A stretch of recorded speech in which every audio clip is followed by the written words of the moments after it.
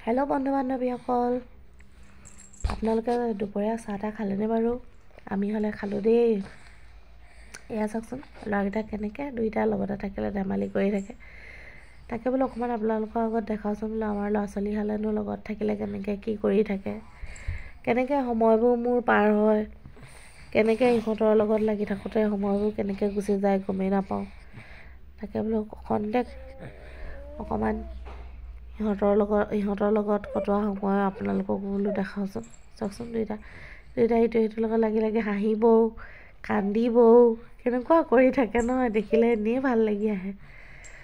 তাকে বোলো অকণমান সময় আপোনালোককো বোলো এই খন্তেক সময়কণ বোলো শ্বেয়াৰ কৰোঁচোন। তাকে বোলো চাওকচোন ভণ্টি কেনেকুৱা কৰি আছে মাথাটো। তাকে দেখিছেনে, বায়েকে দুখ পাব বুলি ভায়েকৰ মাথাটো ধৰি আছে। সেয়া চাওকচোন কেনেকুৱা কৰি আছে।